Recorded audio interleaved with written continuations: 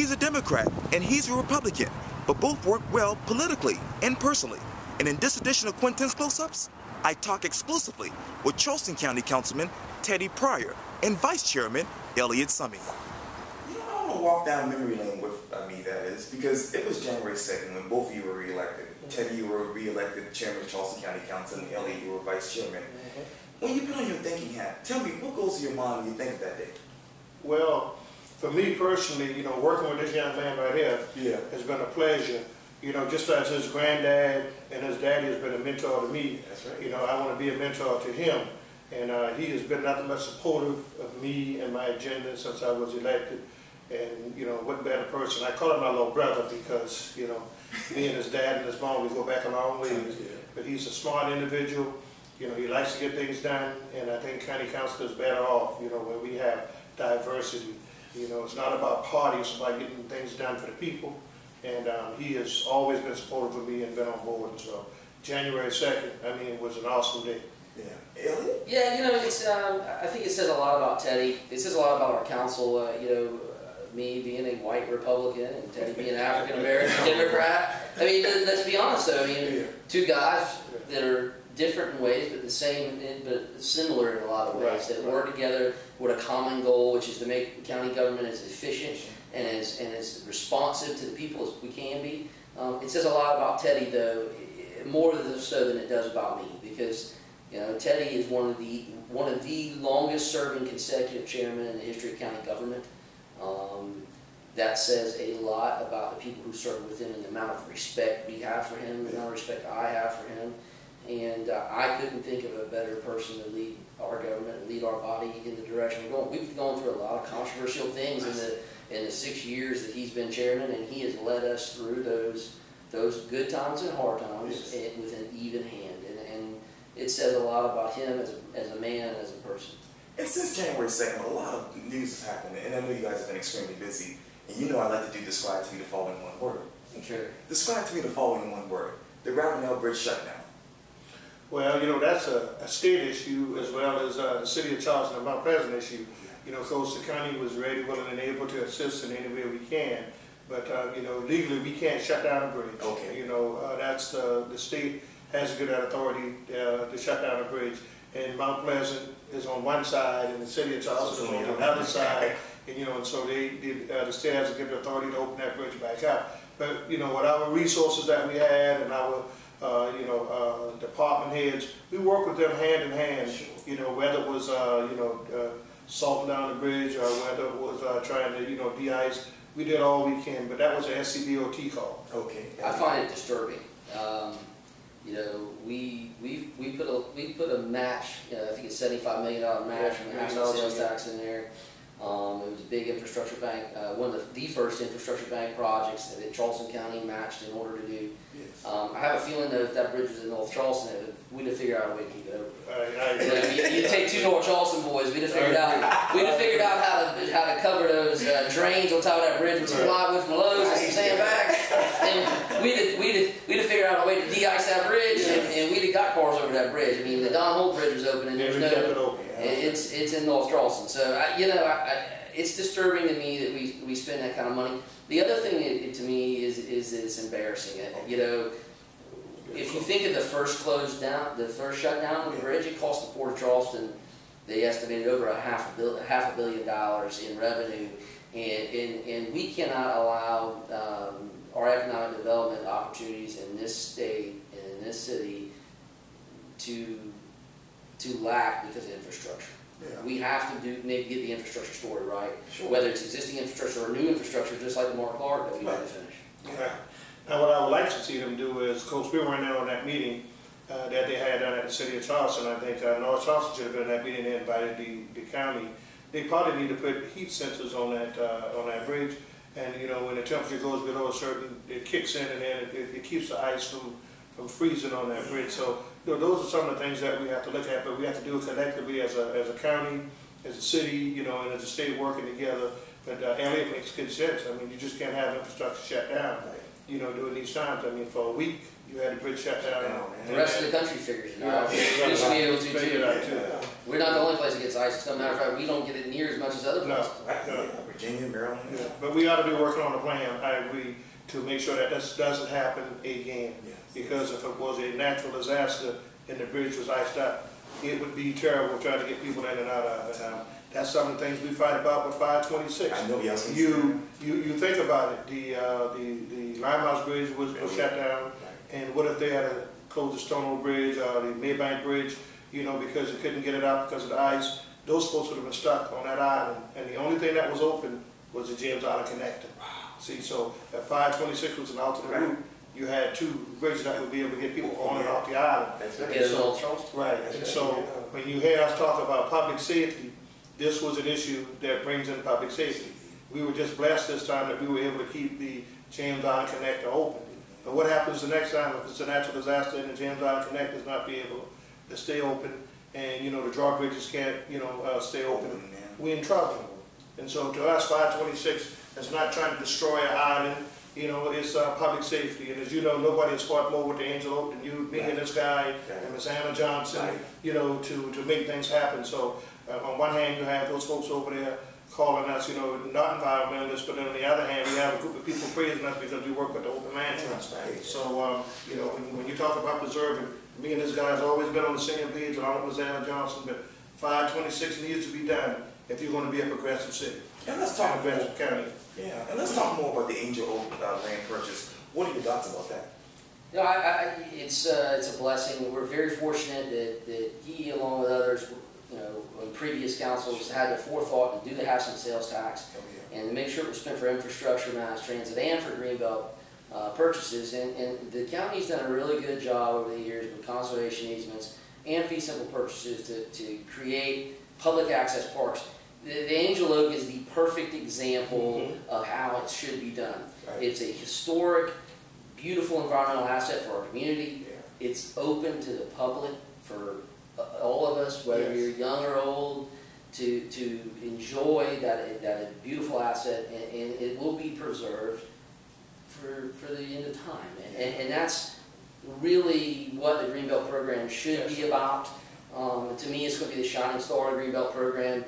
And, you know, it's nice to see 3 votes of council, all unanimous. That tells you a lot. The city of Charleston putting money in it. And then all the folks going to the Piggly Wiggly. Even if it's a 50 cent or $1. There were over 10,000 people, whether it was $1 or $100 or $10,000, gave out of their hard-earned money to preserve something. That tells you, when you know we ask people for their opinion, but when they give their money, it's almost like passing the plane. Right. You know, it tells you what they believe in, and I think that this is going to come down as one of the greatest things we've done for our environment in a very long time in Charleston County. And we had the town of Kiowa and Seabrook, they were on board, you know, saying, hey, listen, we'll use whatever funds we have to make this happen.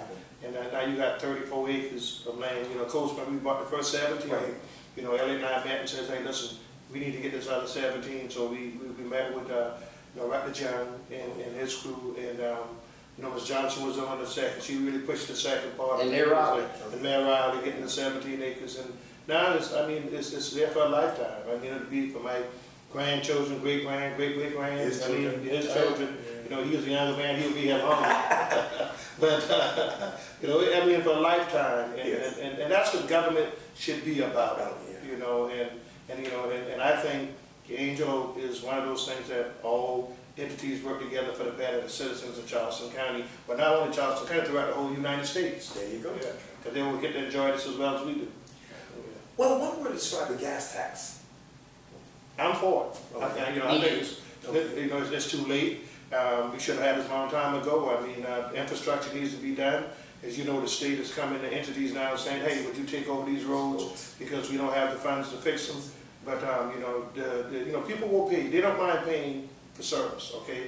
And a 5-cent gas tax will help us get to where we need to be with these, you know, with bridges, infrastructure, as well as creating jobs and other opportunities. And so when you look at it, it's not only, you know, doing roads, but you're creating jobs, entrepreneurs, and you're helping existing businesses, and, you know, and you're making a highway safe for your constituents to drive up and down. So I'm for it. There's a bill in the Senate that gives it actually a local option gas tax, but I actually like even better. You know, we've done a good job in Charleston. and in the region, Berkeley, Charleston, and Dorchester counties have done a good job with their sales tax programs, putting their money where their mouth is and saying, hey, we get the issues with the state of South Carolina, we get the funding issues, we're going to take care of our own. And between Berkeley, Charleston, and Dorchester counties, we've taken on a lot of state-owned roads, whether it's 17 in Berkeley, or the Berlin G. Myers in Dorchester, or Johnny Dodds in Charleston. And we've said, hey, these are state or federally owned roads, but we're going to put our money, our people's money where our mouth is. We're going to widen those roads, resurface those roads, and make traffic better. And I think, and I'd be willing to argue with anybody, that those three counties have done just as good a job as the SCDOT. And to prove that, when we were arguing with the Highway Commission over 526, they said, and unanimously, we feel Charleston County is a good enough organization from a road building perspective to handle Lamar Clark. Sure. And so, you know, we're going to put $581 million on state-owned roads in Charleston County through the sales tax program. And I think we're equipped to handle a gas tax. I think what should happen is they should pass a local option gas tax. We go to the chats and the COG, to our MPO, and through referendums, the three counties agree to do it. Yes. And then let the chats distribute the money by population. Right. You eat what you kill. So North Charleston, you know, its portion of gas tax money comes back to it. City of Charleston, Charleston County, Dorchester, Somerville, Moncks Corner, the whole thing.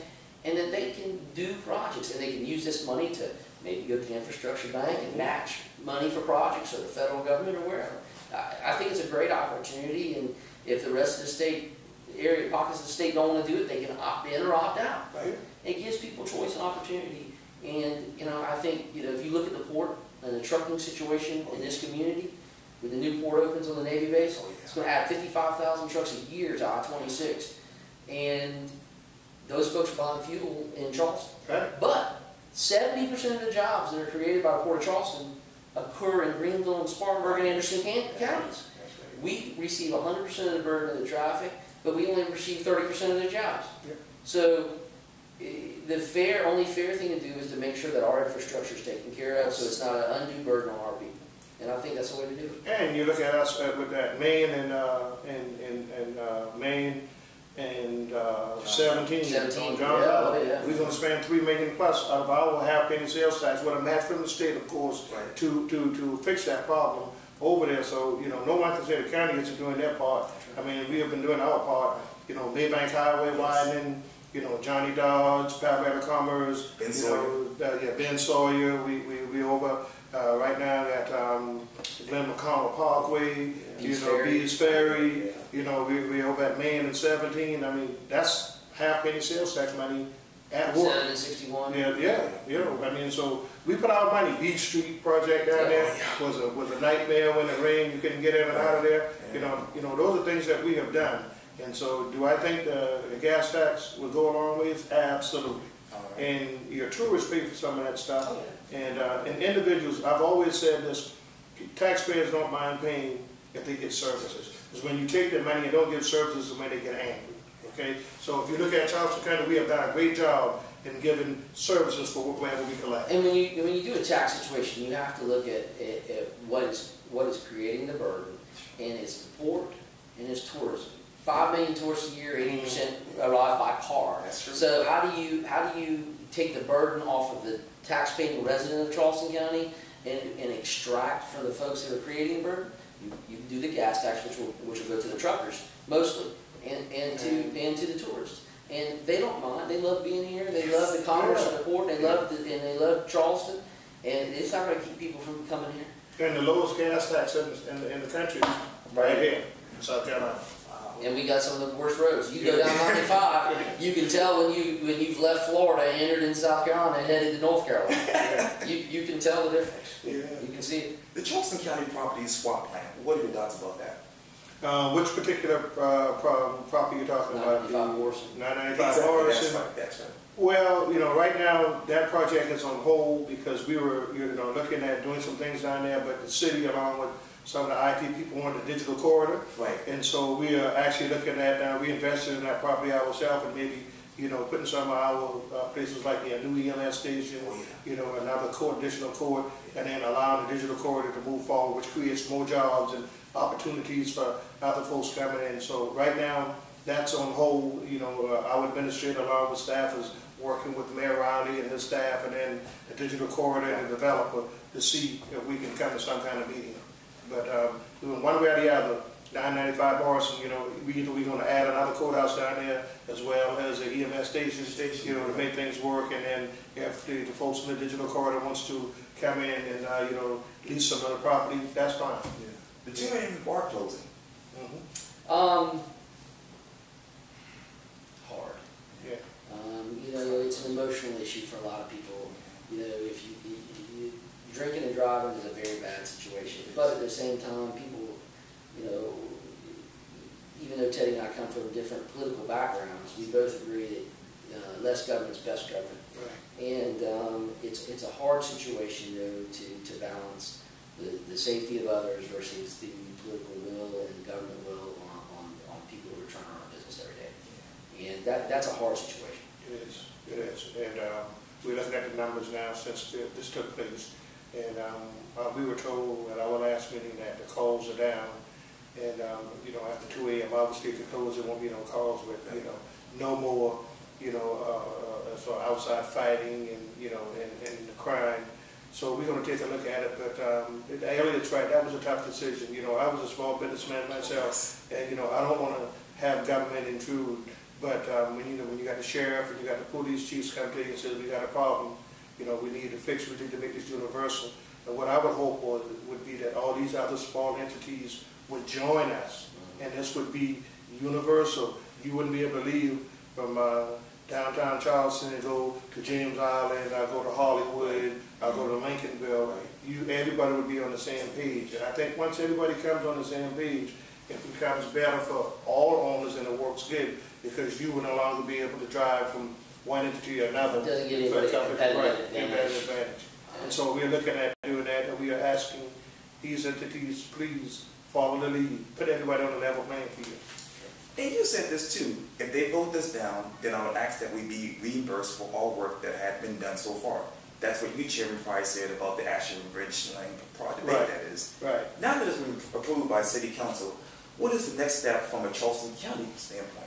Well, you know, leading up to the bridge, the roads will be there.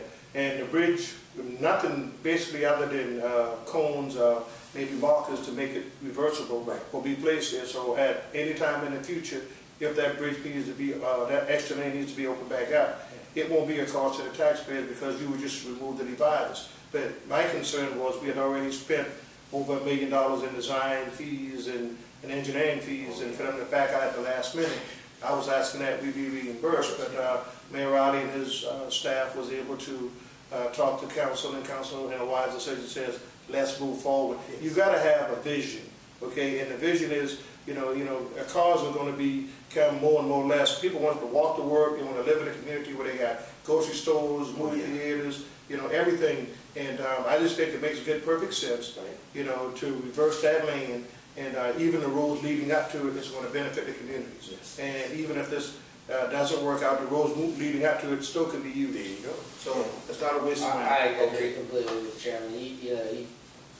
He's right. It gets frustrating sometimes. We take on these projects on behalf of other government agencies, and then they change their mind, and we spend a lot of our own money. But you know, it doesn't happen a lot. And we're very fortunate. We got people like Teddie and Mayor Riley and Mayor Summey and Mayor Page and the other two counties. We work well together. I mean, Bill Collins in Somerville, and Mayor Piegler up in Berkeley, and Dan Davis, and Chairman Hearn and Larry Horgan, that crowd. Everybody gets along with the purpose of moving this region forward, and our community is better off for it. And you know, Eddie, that's all right.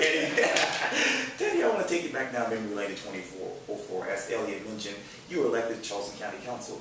Looking back, what is the biggest difference between then and now? Well, the biggest difference between then and now, we were new. Yes. Henry Darby and I, Curtis and Abnett, were new. And Henry and I came in with a vision and a mission, and we were raw. I mean, I tell anybody, we came in, we were straight to the point, and we're not argumentative, but we just led our points. You know, I have grown over the years, and Mr. Darby has grown over the years, and I'm trying to get this young man to grow over the years because he reminded me of me and Mr. Darby. When he came in with a vision and a mission, and you got to push it. But is the county better off? Absolutely. You know, those folks who where again, single member district, I met with some up and I said, hey, listen, in 5 years from now, if you tell me this county is worse off than what we found it, hey, I resign. This county is a whole hell of a lot better off, you know, 10 years from now. You know, you got Boeing in the industry, which you just mentioned. You know, we got we got the port that's growing. You know, we got all these big road projects completed. I mean, it has just been, I mean, astronomical. When you look at Charleston County, you know, we're not raising taxes, even though the economy is kind of tight. You know, we're not cutting services. And so our employees stuck in there and they hung with us. And so, you know, looking over 10 years back, you know, I've grown a lot. Yeah. But if you had caught me 10 years back, you know, you'd have gotten an argument on every meeting because I wanted something done. I just was impatient. But I've learned now, you count to 5, you get 5 votes, you get things done. And so it's a lot better now. But yeah, I mean, it's great. And then having people like Elliot come on, who knows the vision and wants to work with you and moving things forward, make things a whole lot easier. He saw it just like we did. It's not Democrat, it's not Republican, it's about the people. If you're having a heart attack, you don't care whether that EMS driver is a Republican or a Democrat. You just want some help. Right. If you need a policeman on the corner, you don't care whether it's a Republican or Democrat. You're garbage, Republican or Democrat. We want service, and that's what we had to do. And that, and, you know, and I pledge to the people, that's what we're going to provide: service. We're too close to the people to be too partisan. That was always my take, and I still feel like we too close to the local people to be too partisan. If Columbia and Washington wants to fight, let them fight.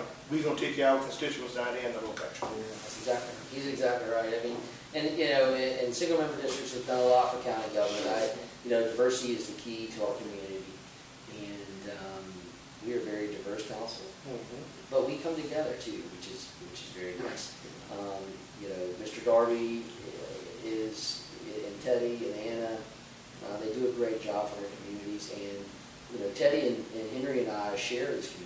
Yeah, he was in North Charleston. Henry was my 7th grade U.S. history. Yeah, I just saw him yesterday. And you know, we share this community together. We share the love for this community, and it is local government's about where the rubber meets the road. It's about making sure your garbage is picked up and making sure your police are there and fire EMS. And we do. I think we do a good job, as good a job as anybody in Charleston County, of making that happen for the people. Yes. And you know, Elliot's been in the fight when the incinerator was being brought up, you know, and then we wanted the incinerator closed to get those folks to break after 25 years. This guy jumped right in and said, listen, I stand by them. You know, my grandfather lived in this area, we got benefits in this area, these people have suffered enough, and we promised them this, and we need to do it. You know, he could have easily said, that's not my fight. But he brought it right to him and says, hey, we're going to do it. He stood in the gap, and like I said, I admire him for it. I really do. And let's go back down memory lane again, because when I was talking to Elliot, he mentioned about your own business that you had, the radio and towing company. Let me ask you this: what are your memories of having your own business? Well, let me tell you, it's nothing like working for yourself. Okay, I've always said that I never want to work for anybody else. You know, because I used to be in my own boss. Right. But you know, 5 years ago, when Mayor Summey came and offered me an opportunity to come and work for the city, you know, and enhance things, that was the best thing I ever did. You know, my kids were grown; they were out of college.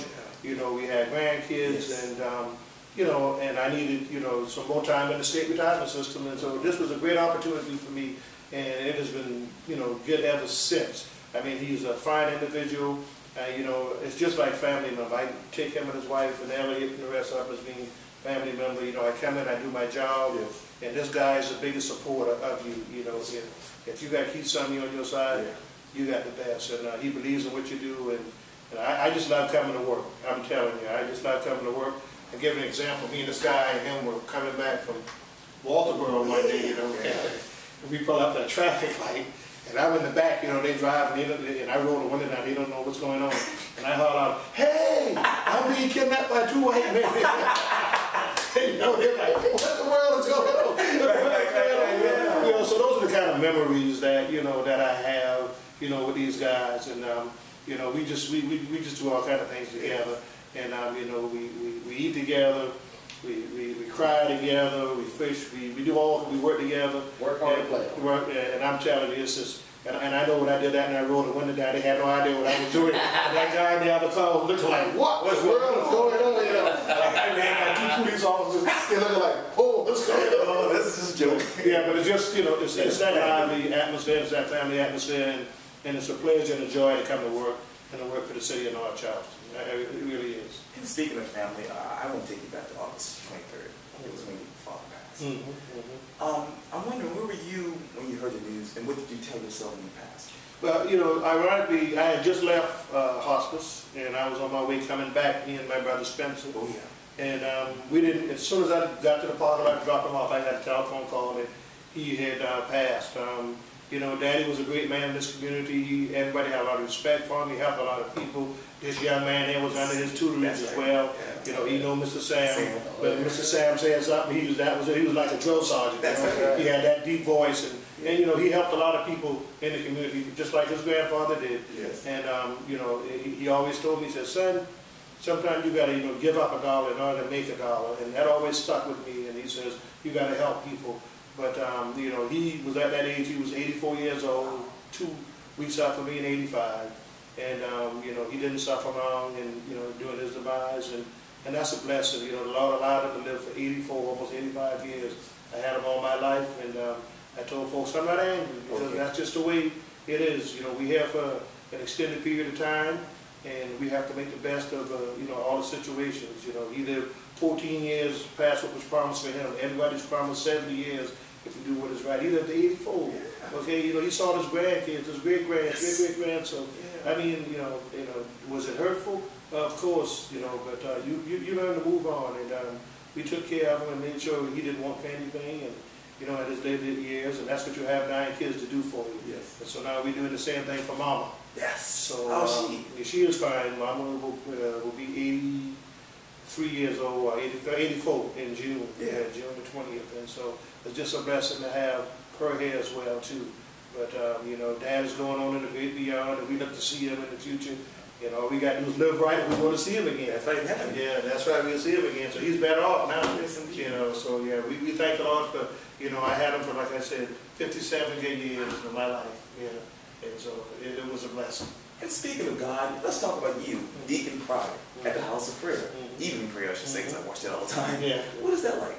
Well, you know, you put on 2 different hats, but you know, you got to remember you put, you know, God and family, and then, you know, everything else. And you know, the ministry, you know, we all have a ministry. My ministry is helping people. You know, the pastor ministry may be preaching. His ministry may be helping others. You know, your ministry may be different. We all got a ministry, and we got to figure out what that is, find that ministry, stay in that ministry, and then we got to work within. But you know, church work is just like politics. You know, I'm telling you, it's you know, every church you got all different kind of people and all different kind of personalities. And you know, that's why it says I never want to be a pastor, because you got to deal with all different personalities. But yeah, it has been good. You know, my family and I, we were raised. You know, my wife was raised in the evening prayer, and we raised our kids there. And we, you know, Pastor Pedro was a good fan. We enjoy following under his leadership, and you know, we just want to be there to help those that are in need. You know, we got to get missions program, we got to get feeding programs, we got to get youth program. You know, and as you know, we were on TV, and you know, we help worldwide. Church of God in Christ, we got a church in every city in different countries, so it's just going to be a part of a good organization. And speaking of family, you know, when I interviewed Spencer Pryor back in 2012, that is, he basically mentioned that you grew up in a big family. I'm wondering, how did you stand up? Well, I was in the middle. I had 4 above, 4 below. So that would prepare me for county council. I think the Lord was preparing me, you know, some 57 years ago. But, you know, you don't see big families now. And, you know, it was always, you know, you had a hand-me-down. You know, you had to watch your little brother or your little sister. And it was great. You know, it was 9 of us in a 2-bedroom apartment until we were able to secure a house. And, you know, Mom and Dad had their room. You know, the girls had their room, and we always would step up our beds and step on the couch. But look how, you know, good God is. He brought us from, you know, from out of nowhere to somewhere. And, you know, now our kids, and, you know, I have 5 grandkids now of my own. And my first grandson was born about a month ago. And so I have 4 granddaughters. And so, you know, life goes on, and I want to prepare them. And I want to leave them better off than I was left. And that's what I tell my kids. You want to leave your generation better off than what I left you. And that's how you accumulate wealth, and that's how you stay out of poverty. Each one leave their offspring better than what they found it. And so I think we have been doing a good job, and this guy's a living example of it. You know, his grandfather left his mother and his dad, you know, better off than he was, and now they're about to leave him better off, he'll leave his kids better off. Yeah, that's our duty as men. I mean, you know, I get up every day and I do this for my boys, and my daddy did the same thing for me, and my granddad did the same thing for him and my mama, and it's, you know, we honor those who came before us by doing our job the right way in order to prepare our children for the future, and that's how we honor those that came before us, is by emulating the good work that they did. Oh man, I'm telling you. And speaking of family, let's talk about Harrison. I understand that, you know, when I interviewed him, well, I interviewed you guys back in 2013, he had some breathing issues. Yeah. Tell me, how's he doing now? He's doing a lot better. We haven't had a whole lot of issues with him in the last few months. We monitored it pretty well. He had a surgical procedure done about 8 months ago. But we're hoping that he grows out all this. He's growing. He just turned 3 weeks ago. And he's his grandfather's grandson. He's big and growing tall and wide, and he's going to be, he's got a sweet personality. Nothing bothers him, and he's lucky that he's got a good mix of his mother and his grandfather. He's got their kind personality and their loving personality, and loves to laugh. And will cry on a dime and laugh 3 seconds later. And he's tough. He's a tough kid. He's been poked and prodded a bunch, but he's a tough little kid, and he's growing well, and he's running and playing and having a good time. And let's talk more about family. We talked about Keith Summey earlier, and I know he has some health issues. As we sit here right now, how's he doing? Dad's well.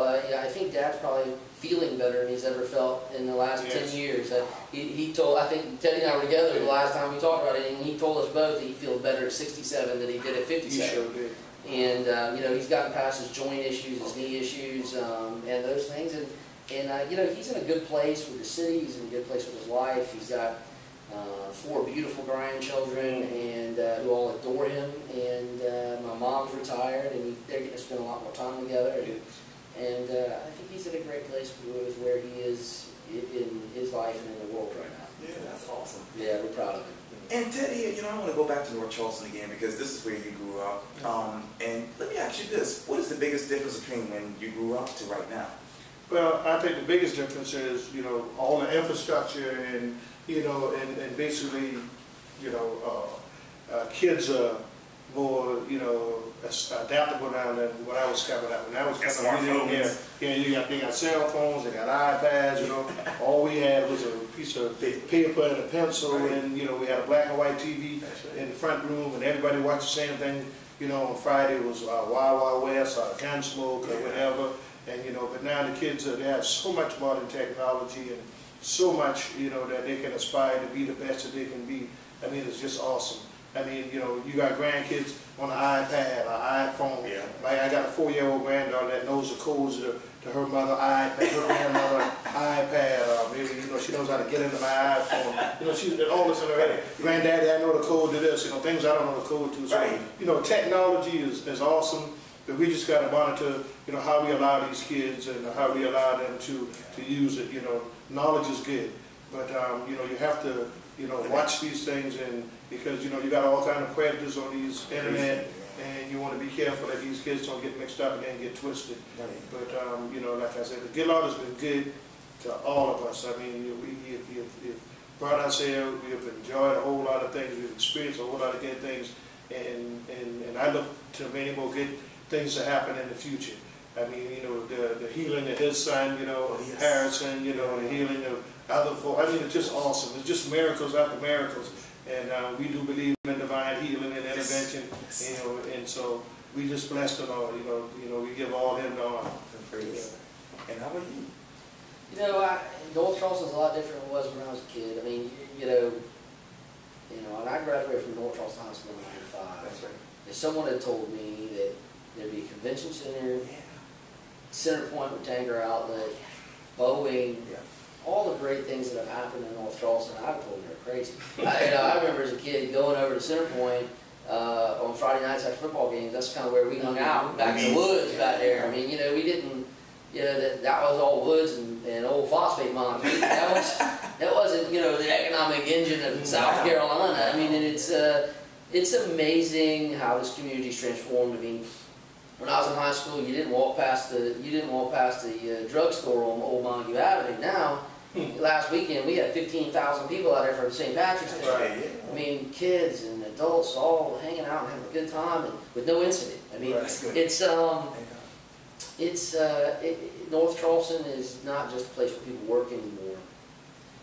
We knew that. We lived here, but the rest of the community now has seen North Charleston for the quality of people and the quality of community we have, and that's what's been the biggest thing that makes us the most proud is the quality of life our community has and the pride our citizens have in our community. Yeah. And that's you know, the legacy my father's going to leave behind is bringing pride to the people that live here. And you don't have to, you know, when I was a kid, you know, people sometimes would look down on me for living in North Charleston. That's true. And we grew up a little different because of that. In my generation, you know, our generations grew up tough. Right. And with a chip on our shoulder. And sometimes I have to try to remember I got that chip on my shoulder.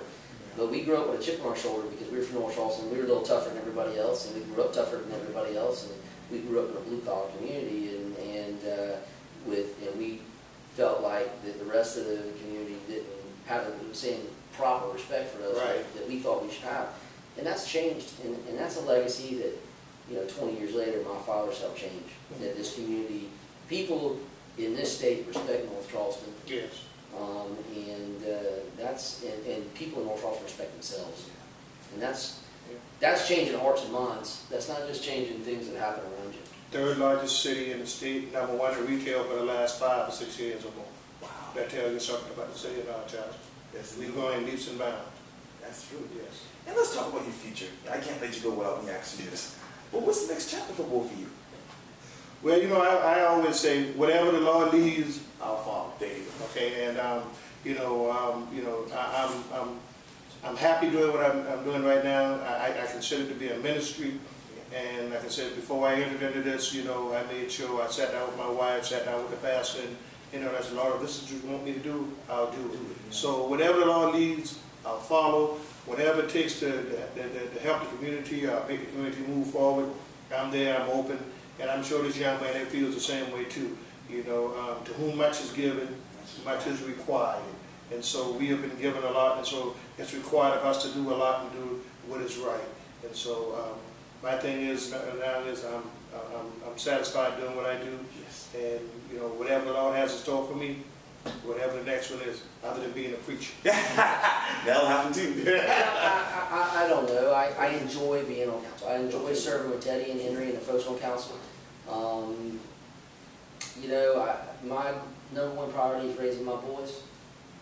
That's my #1 goal in life, is with Allison and I, that we get up every day and it's about our children. Right. And, you know, when I thought about running for Congress a while ago, Harrison got sick, and it's about him and it's about Jackson. And, you know, if God leads me to serve this community in a different way, I will. Mayor of North Charleston. But if he does not, I'm satisfied with being on county council. I think we're doing a lot of great things. County council's given me a lot of opportunities to serve with the leaders of this community in the Tri-County area to do good things. And I've enjoyed the gratification you get by helping people. And you know, I'm running a couple businesses, and I'm raising children, and I'm helping people. And if I go tomorrow and that's what I've done, I think it's been a life well served. And the gratifications, the aspirations, don't mean as much as the value of your works. And who would want to go to Washington D.C. and right now anyway?